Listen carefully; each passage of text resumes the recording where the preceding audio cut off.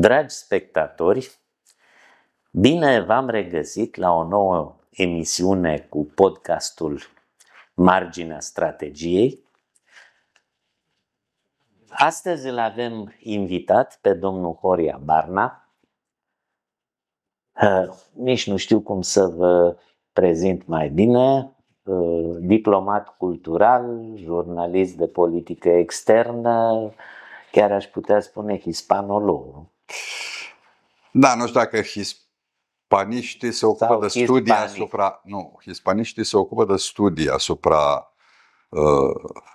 literaturii și culturii hispanice. Eu doar am tradus enorm din literatura spaniolă, am folosit-o ca limbă de lucru și o folosesc în continuare. Deci, hispanofon, traducător.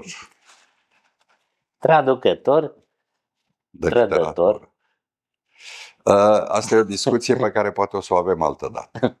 E mult de vorbit și traditori ar trebui să facă obiectul unei alte întâlniri. Dacă vă mai primiți. Cum să nu? Era un fel de... Un spirit de glumă cu nuanță de umor, cum se zice în popor. De umor hazliu. De umor hazliu, da. Uite asta. Bun. Deci, domnule Barna, ca un om care ați locuit mult la Madrid, ați cunoscut nu numai literatura hispanică, ci și civilizația pe care s-a cristalizat în această zonă. Vă invit să parcurgem în cele 60-70 de minute cât avem la dispoziție o temă mult mai vastă și dacă se aliniază planetele vă vom invita din nou cu cea mai mare plăcere despre rolul și locul Spaniei, a culturii spaniole, a civilizației hispanice în lumea geopolitică de astăzi. Desigur că putem să facem și va fi necesar la un moment dat să facem și trimiteri în trecut. De unde a pornit, cum s-a întins, cum s-a cristalizat, cum a evoluat, în ce măsură este astăzi relevantă Spania pentru lumea hispanică, pentru lumea globală în care trăim. Da, e o poveste foarte lungă. Evident. Asta. E vorba de lumea hispano-americană. Latinoamerica, mai puțin Brazilia, dar e tot latină pentru că e o limbă de origine latină, după unii autori, după alții, cine știe. Iată o altă poveste pentru o altă ocazie, la nevoie. Ocupă un spațiu fantastic de amplu, din Mexic până în Punta Arenas și din Iberia, peninsula iberică de nord până în sud. Noi am știut despre cultura Spaniei la început în secolele, cum să le zic, în care la noi Evul Mediu se încheia și începea prin informație venită din vestul Europei, veneau ecouri ale renașterii, dar eram într-un spațiu delimitat. De ce spun asta? Pentru că există și au fost descoperite de o bună prietenă care încă lucrează la Madrid, membra Academiei Române și care stă în Spania, tip de jurnale, de ziare despre țările române, despre Mihai Viteazu, despre Vlad Țepeș în spaniolă. Era un fel de mai mult can-can decât mici istorioare de viață, ce se întâmplă pe plaiurile astea, pentru că, vorba lui Becali, pentru că de ce? Ei aveau tot interesul să împingă catolicismul până la Carpați și peste Carpați, spre răsărit. Noi aveam alte interese sau aia care ne păstoreau, nu că se opuneau, dar mă rog, asta e iarăși o poveste pe care n-aș vrea să o spun. Dar am mai găsit această eminentă cercetătoare și un fel de trimis atât papal cât și de la curtea regelui Spaniei, venit la curtea regilor Transilvaniei, principilor Transilvaniei, să învețe etichetă, să învețe obiceiuri, să învețe tot felul de lucruri considerate folositoare și care uneau într-un fel. Prin ei s-a aflat relativ repede și în timp despre secolul de aur, despre mari scriitori. Există și piese de teatru, vreo 2 sau 3, dacă nu 4 piese de teatru despre ce se întâmpla în Transilvania, dar și în celelalte țări române. Au personaje. E absolut uluitor și ar trebui făcut ceva în privința asta ca să afle și românii cum eram tratați acum 500 de ani, 400. Până când, de-a lungul timpului, întâi auzind despre Don Quixote, despre Cervantes și după aia despre Garcilaso și Lope de Vega și tot felul de autori mari, iar cultura și literatura Spaniei sau de limbă spaniolă a ajuns spre secolul 20 până la mari scriitori din valul latinoamerican, sud-american îndeopște, dar și mexican. Au pătruns între timp, evident, și numeroase elemente care țin de cultura populară, atât latinoamericană cât și cea iberică. Pătruns muzică, mă rog, a pătruns Julio Iglesias, au pătruns o grămadă de alți actori notabili ai acestei culturi populare, dar mai ales ceea ce s-a numit telenovele, soap opera în America. Ele acolo au fost inventate și s-au răspândit cu rapiditate. Noi am avut în anii 70-80 parte de un serial brazilian, Escrava Isaura. Sclava Isaura. Dar și altele, Bulevardul Paulista. Ținea de Brazilia, oarecum nu suna spaniolește, dar cine știe un pic de spaniolă, franceză și stăpânește româna, înțelege cu ușurință, mai ales că brazileirul față de portugheș, adică limba vorbită în Brazilia, portugheza de acolo față de cea din Portugalia, e mai deschisă, mai sonoră, mai ușor de înțeles pentru cine are o pregătire în celelalte limbi. Și telenovelele, până în ziua de azi, au făcut pe mulți să aibă senzația că stăpânesc această minunată și sonoră limbă, o limbă fonetică. Eu am tradus autori latinoamericani, mexicani, îndeopște. Nu insist asupra acestui lucru.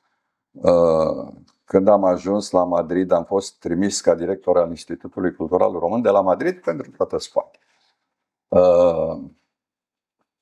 Să tot fie niște ani. Bun. Una din surprizele mari de care m-am bucurat foarte tare, dar pe care n-am putut să o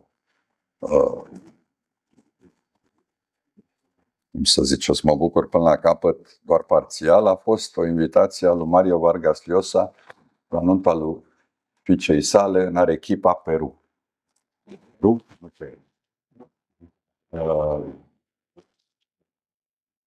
Dar vreau să spun, prin lecturi foarte multe, prin traduceri, o suficient de mare experiență lingvistică, astfel încât atunci când am ajuns invitat în câteva emisiuni de radio și de televiziune din Spania, la Madrid, una chiar ținută pe teme cultural-literare la Telemadrid, de un foarte important prezentator și realizator de emisiuni, ei se mirau de unde știu atâtea cuvinte pe care nici ei nu le folosesc. Pentru că am citit mult și am citit și am tradus și mi-am găsit echivalent. Ce înseamnă asta? Că intram într-o lume spaniolă cu destulă lejeritate și cu înțelegere. M-a ajutat mult să stau acolo. Mai fusesem Dar acum, stând 4 ani și ceva mai mult, mi-a rulat foarte tare și pronunția, și vocabularul, și formulele de adresare specifice. De cealaltă parte a Atlanticului, traducând și ajungând în câteva ocazii și din pe partea aia cu diverse prilejuri, unele legate și de profesia mea de jurnalist de politică internațională, înțelegeam și acolo, lingvistic, mult mai ușor. Există câteva diferențe de pronunție, și de pronunție, dar, în primul rând, de termeni. Nu foarte mulți, dar suficienți. Lumea cu care intri în contact vede imediat că vii din partea europeană. E o lume fascinantă. Lumea latinoamericană nu este cu nimic mai prejos decât lumea din Spania. Ca educație, cultură, nivel de exprimare și mai ales e mult mai curioasă decât spaniolii, care au ajuns să fie cam blazați. Latinoamericanii știu multe limbi străine. A fost o mare și bună surpriză pentru mine. Spaniolii, cum îmi spunea un scriitor spaniol, despărțiți prin Pirinei, o barieră naturală enormă de restul Europei, au ajuns să nu audă cuvinte din franceză, germană, italiană, engleză. Nu le aud, deci le pronunță cu dificultate. Acest scriitor, al cărui nume, vorba aia, aș vrea să mi-l aduc aminte și nu reușesc, Trapielio, parcă, care a scris o continuare a romanului Don Quixote. De-aia spun, citesc de cum începe Don Quixote, într-un sat din La Mancha, de al cărui nume încerc să-mi aduc aminte. Îmi spunea că există și o problemă de glotă. Că s-a blocat un mecanism care îi face, nici n-aud sunetele, dar asta se întâmplă cu toate popoarele. Nu le auzi, deci nu le poți reproduce neauzindu-le. Și atunci adaptează totul la felul în care se pronunță în Spania anumite chestii. De exemplu, un S inițial nu e Spania, e E-Spania. Ai senzația că aveam la letră s-a făcut un fel de e-mail, un fel de e-whatever. Astfel că ei spuneau Steven Spielberg, la Steven Spielberg. Cu un spaniol, dacă vrei să vorbești în engleză, e mai bine să-l rogi ca român. Nu eu, dar alții. Le-am spus și a fost cu succes. Le spui să vorbească rar în spaniolă, cât pot ei de rar, că vorbesc ca un debit verbal foarte rapid. Și tu, neștiind mai mult decât ce ai mai dobândit în telenovele, ajungi să înțelegi și chiar să le comunici într-o spaniolă rară. Bun.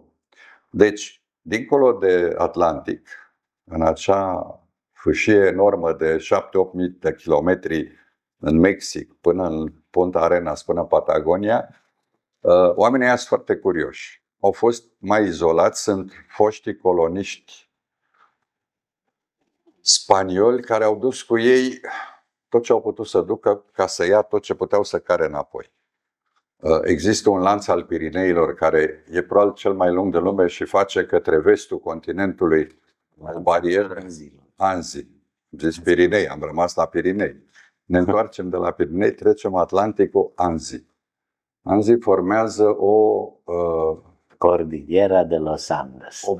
Da, e o barieră și de vânturi și de curenți de aer și e formidabil la vale majoritatea către răsărit.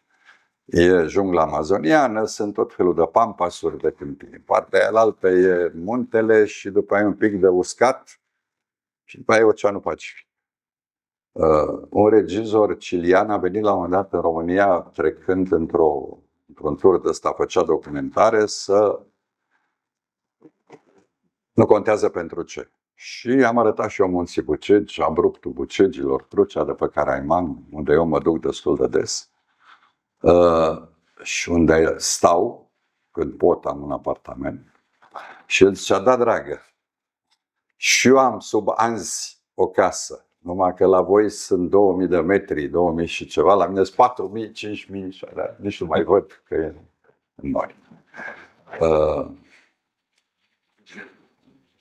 În America Latină, inclusiv Mexic, îl aduc aminte pentru că el e America de Nord, pentru că a fost mai aproape de influența acestei lumi zise occidentale, adică Europa toată și Statele Unite plus Canada. Există indigeni încă vii și încă activi cultural și civilizațional. De la Rio Grande spre nord există rezervații de indieni, dar ei au fost exterminați de-a lungul ultimelor 2-3 secole, 100 și ceva de milioane, nici acum nu se știe, cu intenție fină sau nu, nu ne interesează, e o altă discuție, poate o vom aborda altă dată. O să devină obsesivă această chestie.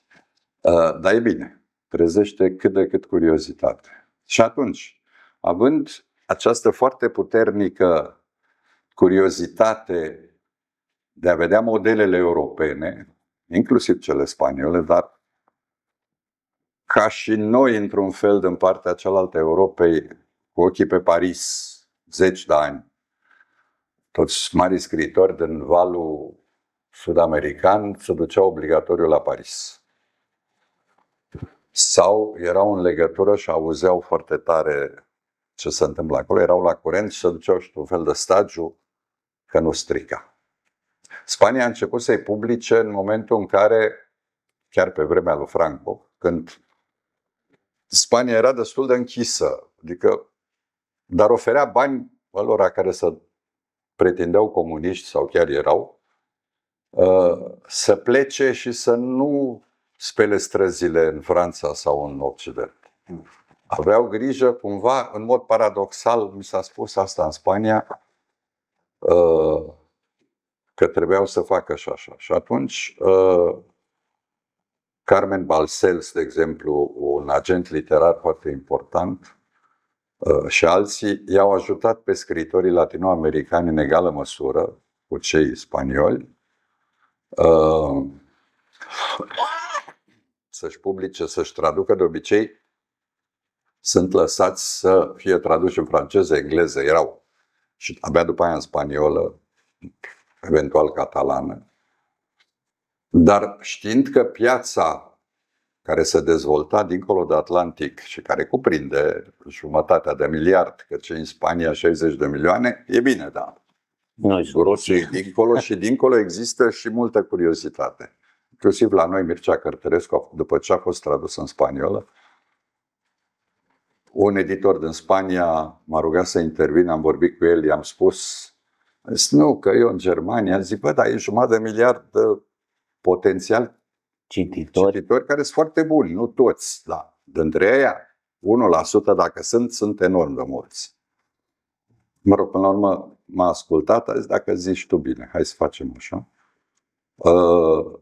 Și a devenit scriitor de cult și a avut un succes și mai mare sau la fel de mare, enorm, în America Latină. E doar un exemplu ca să vedem ce fel de punți se pot face și de ce. Sigur că e o chestiune de modă, până la urmă, și de felul în care se marketează orice. Dar civilizația spaniolă, hispanică, hispano-americană, e greu să-i spunem, dacă vorbim noi despre Spania, s-a bazat pe rădăcinile vechi, inclusiv cele antice, dar și pe aurul și alte bogății aduse din expedițiile lor peste ocean. Cei care au plecat și s-au stabilit acolo, și nu au fost doar spanioli, au fost și italieni, mai ales în Argentina, au foarte mulți. Erau și mulți alți europeni de la Mexic la Vale. După 100 de ani, să zicem, deja ei nu mai erau spanioli, erau sud-americani, latino-americani. Nu li se mai putea spune cum în Brazilia nu mai erau portughezi, erau urmașii care erau brazilieni, argentinieni, cilieni, mexicani, colombieni și venezuelani. Acuzația că timp de sute de ani care li s-a adus pentru că s-a intrat în această fază de corectitudine politică și trebuiau întoarse lucrurile și nu s-au întors doar din Spania, doar în Spania oamenii din fostele colonii, care, apropo, la sfârșitul secolului XIX, Spania aproape că nu mai avea colonii acolo. Mai ales după războiul hispano-american din 1998. Inclusiv pierderea Cubei și celelalte. Dar toate posesiunile, că ele s-au produs în timp și s-au produs cu destulă independența obținută de multe state latinoamericane s-a făcut pe la începutul secolului XIX. 1910, 1820. Influențele însă au rămas, limba a rămas, cultura a rămas și a format o civilizație cu elemente hispanice, cu elemente ale nativilor. Acolo erau mari imperii și mari civilizații și mari culturi de maiași, asteci, inca și celelalte, care s-au fărămițat, s-au dus, s-au murit de boli, dar nu contează, până la urmă nu contează de ce. Dar ei și-au lăsat și își lasă amprenta în America Latină față de Statele Unite, unde aproape că nu mai vezi după filmele de western și similare. Nu există nici sărbători, nici marcaje, nici prezență fizică în oriunde în țările astea, care influențează asupra felului în care oamenii trăiesc, gândesc, își formează o civilizație utilitară marcată de un teritoriu cu un imens lanț al cordilierei, asta înseamnă cordiliera, e lanțul Anzilor, inaccesibil aproape, impopulabil, deși incașii au reușit să-și facă la 4.000 de metri niște construcții megalitice absolut surprinzătoare. Mai la vale există imensa junglă amazoniană, bazinul Amazonului, greu accesibil. Deci tot ce s-a concentrat pe mari, pe malurile Pacificului și Atlanticului. În general sunt orașe port, sunt localități, capitala Braziliei, la sute de kilometri de țărm, Brasilia, un oraș nou făcut, a fost mai mult un experiment acolo, la administrativă, să-i zicem, dar care are farme cu ei, dar n-are și forța altor capitale. Bun, asta să zicem că contează mai puțin în economia discuției. Spania, o țară depopulată în mijloc, aproape, cu excepția Madridului și a regiunii autonome Madrid, cu același nume, unde locuiesc foarte mulți, nu numai spanioli, cetățeni și mulți emigranți, mulți sud-americani. În rest există un cerc destul de lat prin Castilia-La Mancha, prin partea de sud, spre, cum să zic, de cel puțin 150 de kilometri în jurul Madridului, la distanțe. Nu Toledo, nu orașe importante, în afară de Toledo, sunt mai destul de puține aproape de Madrid. Sunt cele dinspre nord-vest, Segovia, mă rog, și altele, dar există o depopulare și toată lumea s-a orientat către țărmuri, către sud, est, nord, nord-vest. E interesantă reacția, lucrul ăsta nu s-a întâmplat doar în Spania. Îl putem vedea în foarte multe orașe, în multe țări, pentru că lumea, ca și la noi cumva, a plecat și a părăsit localitățile izolate, care nu aveau mijloace de comunicație și de transport ușoare la început. Și s-au dus către marile orașe, care și în Italia sunt așezate pe margine, și și în Grecia, dacă ne gândim bine, în bazinul mediteranean, e o constantă mult mai înfloritoare. Italia însă are, de exemplu, orașe peste tot, e o cizma italiană, cum se zice, care toată suprafața e cam cât a României. De fapt, are 60 de milioane, sigur, nu 15 cât om avea noi. adică un sfert, dar se pot vedea multe localități părăsite sau aproape părăsite, pe care mulți le oferă, ca și în Spania, ți le dau pe €1 numai să vii, să stai acolo, îți dă casa și te... Da. Asta e civilizație? Poate că da.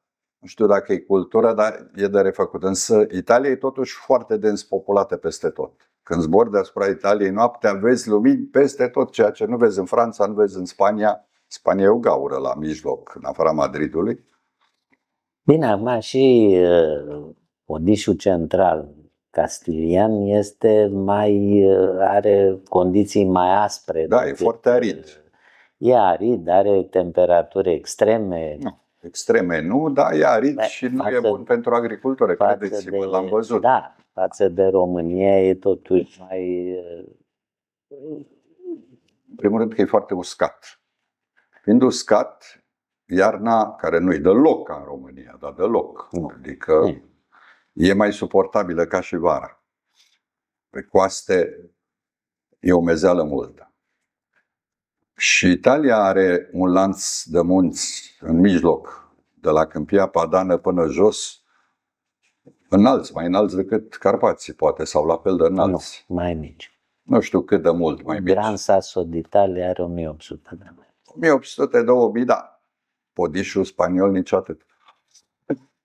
Cert e că s-au dezvoltat două feluri de culturi și civilizații plecând aici. Plecând, omul în funcție de peisaj a contat foarte mult.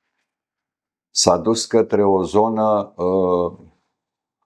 mercantil și de călătorii, care a funcționat, izolarea Spaniei a funcționat în ambele sensuri. Influențele au fost mai mici, dar au fost. Față de Italia, zic, Grecia e și ea la rândul ei oarecum izolată și sub alte influențe. Portugalia e dincolo la Atlantic și are și ea parte de o izolare ca toată peninsula iberică. Invaziile arabe succesive, care la noi au stat turcii, dar și la ei au stat vreo 500-700 de ani arabii. Nu-i puțin.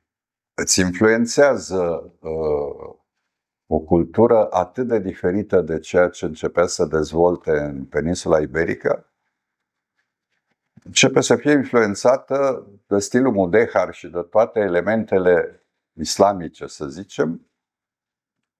Poți să consider că îți dau în mod evident un alt tip de civilizație decât în altă parte. Italia a fost protejată, Franța a fost oarecum protejată, nu mai spun de mitele Europa, care s-a închis în ea până în nord și care a dezvoltat o cultură, pentru că cultura se numește inclusiv cum te așezi, cum îți așezi casa, clădirea, palatul, castelul, bisericile, îți faci de mâncare și te duci către o civilizație care leagă localitățile și transporturile. De-aia spun că culturile de toate felurile, cultura înseamnă numai arte, înseamnă tot ce înseamnă. Tot ceea ce nu e natură e cultură. E cultură. Ca și o lipsă de incultură pe care au avut-o și au. Grecia, la rândul ei, în partea asta la altă, care a stat sub Bizanți și după aia a intrat sute de ani sub otomani și sub influențele Orientului Mijlociu, să spune, nu știu de ce, dar mă rog. Asta e povestea englezească. Am găsit o Spanie oarecum familiară. Seamănă cumva cu România. Oamenii sunt, pe deosebire de Franța, de Italia, de Austria, Germania, Anglia. Oamenii sunt mai ca noi. Un fel de mândrie și orgoliu din civilizația lor de, cum să le zic, de coloniști, de expansioniști, de oameni care și-au clădit palatele și monumentele, totuși cu bani mulți, cât au putut. Dar seamănă foarte tare, ceea ce m-a convins odată în plus, că oamenii, dacă nu sunt foarte influențați, în general au fost de-a lungul miilor de ani influențați, au trăsături comune. Și noi avem, nu zic că Traian s-a născut lângă Sevilla, a ajuns general și a venit și zicea că vine să lupte cu verii lui din daci. Asta contează mai puțin. Contează, și asta e o poveste lungă și complicată, care poate o vom avea vreodată. Eu sunt sigur că vom afla foarte multe lucruri despre istorie cât de curând. Istoria, în mare parte scrisă de învingători, a fost și la noi și aiurea peste tot în lume modificată și schimbată și dusă până dincolo de înțelegerea corectă a unor perioade. Distorsiona. Din păcate, și asta nu e o constatare a mea, a noastră aici, toată lumea a înțeles lucrul ăsta de mult și încearcă să afle și mai corect. E greu de aflat când se pitesc, să pun deoparte așa numitele dovezi materiale. Dovezile materiale sunt un lucru pe care poți să-l păstrezi, care poate fi al tău, adică a civilizației, culturii și civilizației europene, să zicem, sau poate să nu fie. Să nu-ți aparțină ție, să fie ceva mai mare. Iată o altă discuție pe care e bine să o purtăm altă dată. Dar faptul că spaniolii îi respectă foarte mult pe români, avem 1 milion de oameni acolo, plecați în ultimele 10 de ani, cel puțin în Italia și mai mult, foarte mulți în Anglia, în Franța, nu chiar atât de mulți, în Germania iarăși au plecat. S-au dus oamenii românii s-au dus către sud pentru că au găsit un alt tip de, nu de simpatie, ci de empatie. Puteau să desigur și limba. Limba ajută mult, deși în Spania se vorbește, de când am ajuns acolo, durește romaniol. O română amestecată cu spaniola, în care cardul, tarjeta, devine o tarjetă și, mă rog, substantivele și mai ales verbele sunt puse cu terminații românești, sunt adaptate și se vorbește o română amestecată cu spaniola, romaniol. A fost un congres al romaniștilor pe care Institutul Cultural Român de la Madrid l-a sprijinit.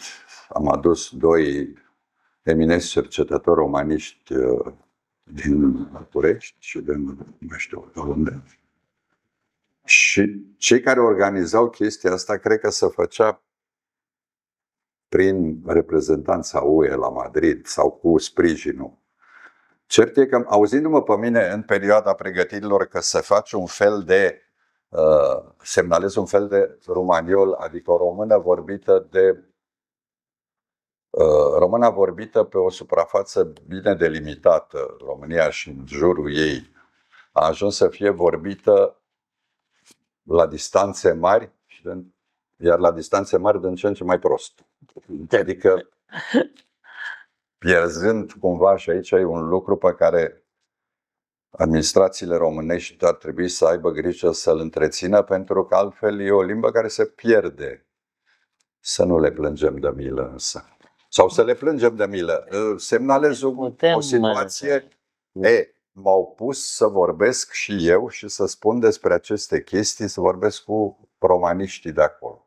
Santiago de Compostela, colțul de nord-vest al Spaniei, niște eminenți romaniști care nu aveau nevoie între ei de traducători. Vorbea fiecare pe limba lui și celălalt îl înțelegea. Am vorbit, toți au fost, zic, dar eu nu sunt, cum nu sunt hispanist, nu sunt nici romanist, nu am pregătirea, mă bag în ce știu, în ce nu știu, îi las pe aia care știu să facă treaba. Nu că asta e o chestie pe care, cu niște exemple pe care mi le-ai spus, în fine, mi-am făcut vreo 2-3 pagini de text cu exemple și le-am spus, s-au amuzat și au zis, da, e absolut fantastic și asta se întâmplă cu toate popoarele care s-au dus în număr mare și s-au lipit de o altă cultură și o altă civilizație integrându-se. Asta e o dovadă de integrare. Am foarte multe povești de-astea privind integrarea românilor și altele care demonstrează că unii nu se integrau. N-aș vrea să le povestim acum, pentru că una e absolut sinistră, dar le spuneam când apăream sau dădeam câte un interviu în El Mundo, în ABC și în celelalte ziare, că românii au această mare calitate de a se integra, respectă cultura și civilizația locului și intră în ea, nouă nefiindu-ne foarte greu. Cum bine ați zis, limba te ajută totuși mult, pentru că comunici mai ușor. Mulți au învățat spaniolă cu experiența telenovelei, dar dumneavoastră și de felul în care te primește comunitatea unde mergi. De exemplu, eu am stat mai mulți ani în Belgia francofonă, și acolo erau foarte mulți români care se pierdeau în masa localnicilor, fiindcă învățaseră, firește, franceza, mai rupeau și ceva neerlandeză, dar semănau cu oamenii ăia, nu erau nici magrebieni, nici... Da, suntem indo-europeni și suntem... Atunci, cum să zic eu, era semăna cu fenomenul ăla care apare în zoologie, când o anumită specie care e inofensivă ia aspectul unei specii foarte veninoase sau așa și ca să se apere, ca să intre în peisaj. Și cam așa erau și România. Și bănuiesc că un fenomen oarecum similar s-a întâmplat și în Spania. S-a întâmplat în Spania, s-a întâmplat cu succes și în Italia, deși italienii sunt mai prezuntuoși, dar ei apreciază, ca și francezii, dar ei apreciază pe români. Oamenii serioși din Italia sau din Franța am observat, spun, domne, oameni foarte serioși, oameni muncitori, oameni paroliști. Pentru ei cuvântul e mai mult decât încheierea unui contract. Dacă tu, și așa era și la noi pe vremuri, dacă tu ți-ai dat cuvântul, ai strâns și ai bătut palma, cum se zice, n-ai nevoie de acte și contracte și justiție și nu. Lucrurile se fac pe bună credință și pe... Dar în fine, oamenii au trăit și trăiesc acolo la fel de ușor sau de greu cum trăiau în România. Mi-am pus mâinile peste piept, ceea ce ar indica o blocare a comunicării. Nu e așa, nu vreau să... Dar stăteam oarecum mai comod. Vreau să ating o chestie care, alături de cultura naște civilizație, și o chestie despre o privire a vol d'oiseau, așa la 10.000 de metri ca în avion, despre cum e viața care până acum a fost așa și care se va întoarce așa. Adică toate principiile vor căpăta o altă direcție și o altă perspectivă. De ce se întâmplă lucrul ăsta? O să încerc să fiu foarte succint și să explic ce cred eu că se întâmplă, bazat pe deceniile de culegere zilnică de informații în 4 limbi străine și aflând și punând cap la cap tot felul de date și fapte.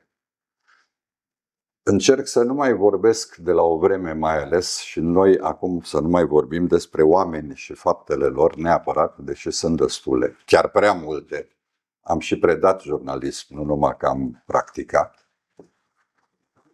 Și să ridicăm un pic mai sus, nu atât nivelul, cât perspectiva, și să vorbim despre câteva principii. Pentru toți oamenii și din Americi, de nord până în sud, și pentru asiatici, nu mai spun pentru europeni sau africani, viața, pentru cei mai mulți, viața pare să fie nu bună sau rea, nu dreaptă sau nedreaptă sau împilatoare. Pare să fie corectă sau greșită. Nu? Așa spunem. E greșit sau e corect ce se întâmplă? Pentru din ce în ce mai mulți, nu toți, că unora le convin, dar pentru tot mai mulți, viața în toate aspectele ei, și o să explic pe scurt imediat, are forme greșite de manifestare. Omul se naște, trăiește, se mulțește, se hrănește și moare. dorind să trăiască, să zic, bine, corect. Să nu-și pună nici problema hranei, nici problema energiei, nici problema medicamentelor, nici problema când are probleme de sănătate și încearcă să le rezolve și să se bucure de viață. Ori oamenii din est în vest, de la un capăt la altul al acestui lanț de continente, până în Orientul îndepărtat și până în Punta Arenas, până în vârful Africii de Sud și până Australia, se constată un fel de cădere în nemulțumire care e conștient și inconștient manifest. O simt, oamenii o simt și când sunt întrebați, din ce în ce mai mulți declară că nu se merge într-o direcție corectă, ci într-o direcție greșită.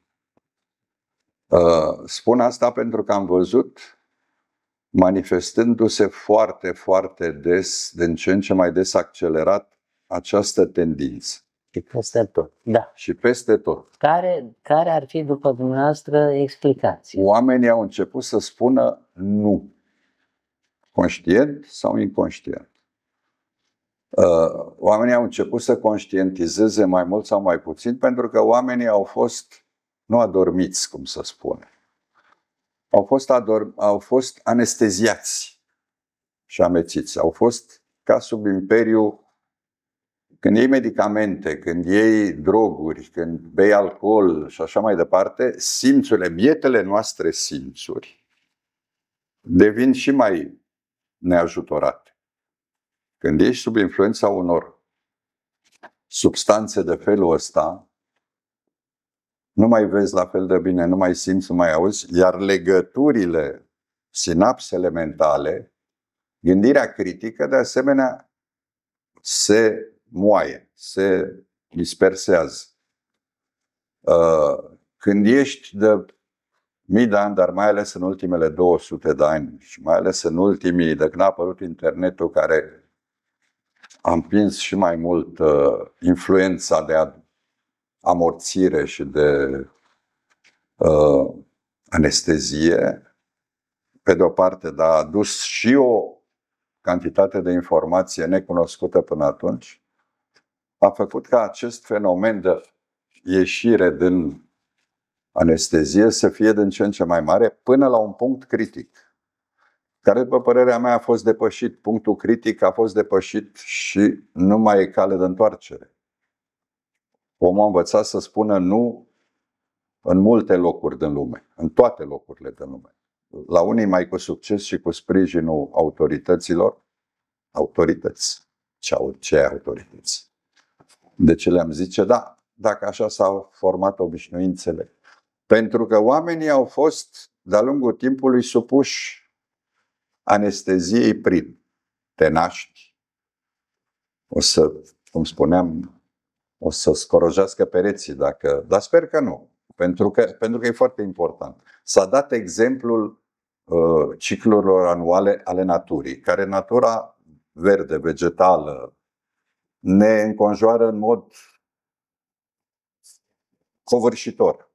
Și vedem cum se naște, trăiește, se dezvoltă, își dă roadele și moare ea. De primăvara până ea. E ca la om, așa e și la om, se naște, nu. Nu e așa și la om. Poate pe perioade mai mari, dar natura anul următor și anii următori se reface un ciclu care se rulează în continuare, se naște, trăiește, se dezvoltă și moare. Omul, eu încă nu știu și cred că nici noastră și nici cei care ne urmăresc nu știu dacă după ce omul moare mai renaște. Nu știm. Unele religii spun că da, altele spun că nu, te duci în rai, acolo stai și... André Malraux se pare că spunea, nu e foarte sigur, secolul 21 va fi religios sau nu va fi deloc. Eu nu cred că de religie e vorba aici. Există un război al civilizațiilor, al religiilor, o ciocnire. Cred că e vorba de spiritualitate. Împotriva spiritului religios al diverselor culturi și civilizații s-a tras în ultimele sute de ani din toate părțile și a fost slăbit și diminuat astfel încât agnosticismul sau ateismul în ultimele 200 de ani. în ultimele 200 de ani și Precis. accelerat în ultimele. În Belgia vedem biserici sau în Italia transformate în săli de spectacole sau discoteci. Foarte bine. Până la urmă e o convenție. Avem nevoie de rituri. Le lăsăm. Eu cred că partea spirituală e cea care va precumpăni și războiul mondial actual, pentru că există un război. Nu Ucraina, nu. Este un război care nu e nici măcar hibrid. Chestia cu război hibrid e o jucărie de dragul de a spune hibrid. Adică amestecat cu de toate și nu. El e un război spiritual suprem. Și nu atât între bine și rău, răul suprem și binele suprem, care sunt subiective, ce nouă ni se pare bine, altora poate să li se pare rău și invers, ci de între corect și greșit. Omul vrea să trăiască liniștit și bine și să se simtă bine, să distreze, să aibă grijă de familie, să stea cu prietenii, să aibă o stare de bine, nu să muncească ca niște sclavi. Pentru și că să nu fie apăsați de amenințări. Mă rog, chestia cu amenințările, vorba lui Gustave Le Bon, să fac 100 ceva de ani de sfârșitul secolului XIX, ăla spunea că masele pot fi manipulate și arăta și în câte feluri pot fi atât de ușor manipulate, până repetiție, până preluate mai târziu de Göring și de cei de la naziști. Da, repet, suntem în situația de a recunoaște la oameni, și asta am văzut la alte popoare, de a trăi, domne, normal, bine, de a te bucura de viață, nu de a munci ca prostul 8 ore, sau 10 ore, sau 12 ore, sau 14 ore, cum pățesc unii workaholici, care vor să muncească sau le place sau n-au altă preocupare. Mintea umană nu funcționează decât 2, 3, 4 ore, eficient. Corect. Mai mult de atâta e rutină, e muncă de rutină eventual, de aia și această deschidere către aparatura mecanică și automată, către roboți care pot suplini și e bine dacă se menține doar la nivelul ăsta, să preia munca fizică dificilă sau precizia, și o să o preia probabil, de la oameni și oamenii să stea. Pentru că după 2, 3, 4 ore nu mai faci treaba. Te prefaci că faci treaba. Așa. Te prefaci și în mod real și te îmbătrânește, te distruge, te obosește. Și atunci foarte mulți, un procent peste jumătate din populația acestui pământ, a virat în ultimele 10 de ani către un alt fel de politică pentru oameni. Eu nu spun că oamenii sunt egali. Nici nu cum spunea, cum pretindeau marxiștii, neomarxiștii, neoleniniștii și alți iști. Oamenii sunt foarte diferiți între ei și capacitatea lor de, dincolo de simțuri, de gândire critică, de punere de întrebări. Trebuie să-ți spui întrebări cu privire la orice. E bine să-ți spui. Nu să contești. Să zici, băi, gândirea mea critică îmi spune că aceste puncte pe care le constat, cât pot cu bietele mele simțuri sau capacități de cunoaștere, ceva nu e în regulă aici, ceva logica. Logica e elementul suprem, dar foarte mulți dau deoparte logica și se lasă influențați de ceea ce află și emoții, dar și această permanentă amprentă care se pune pentru anestezierea, nu adormirea, anestezierea simțurilor și a minții. Paharul s-a întors deja. Lumea a început să schimbe deja. Nu știu în favoarea cui, nu știu dacă negarea evidențelor mental,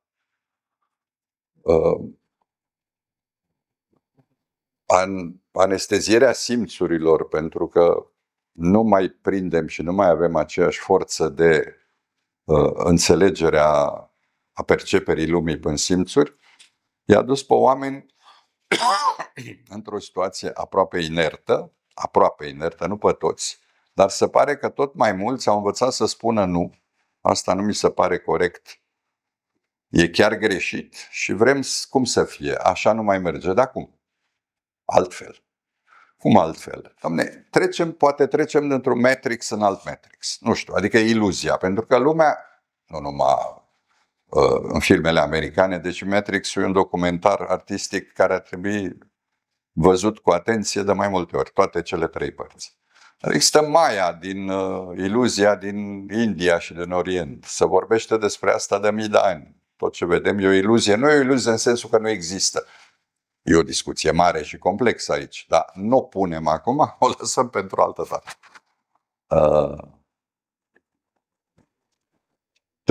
Oamenii trebuie să trăiască bine și în pace atât cât pot trăi. Și se pare că ar putea să trăiască și mai mult decât trăiesc până acum, pentru că mănâncă prost, beau prost, se droghează prost, te droghezi inclusiv cu televizoare, cu television.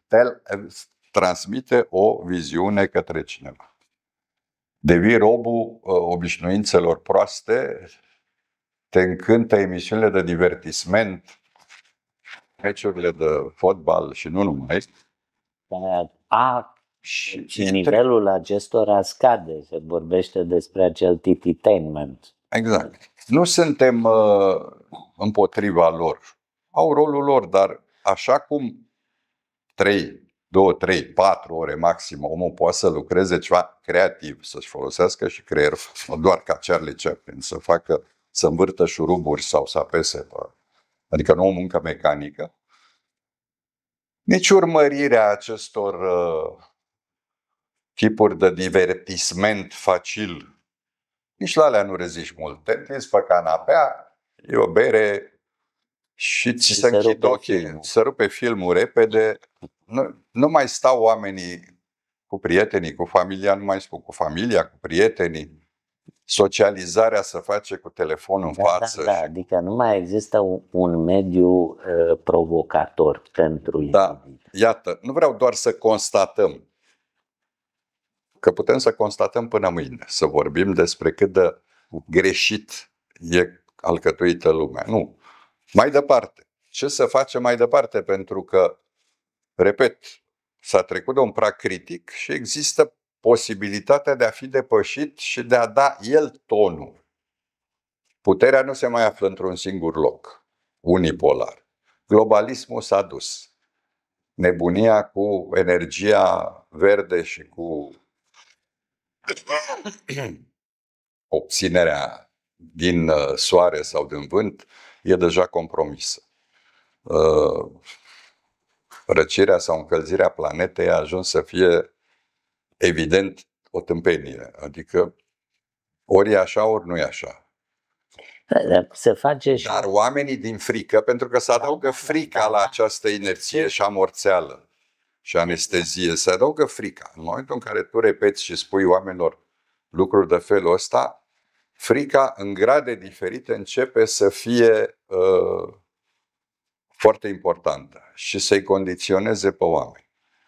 Pare că unii au reușit, vorbesc aici de BRICS, de grupul de la Shanghai, vorbesc de tot felul de populații mari cu resurse enorme și care pare că încep să influențeze luările de decizie la nivel internațional.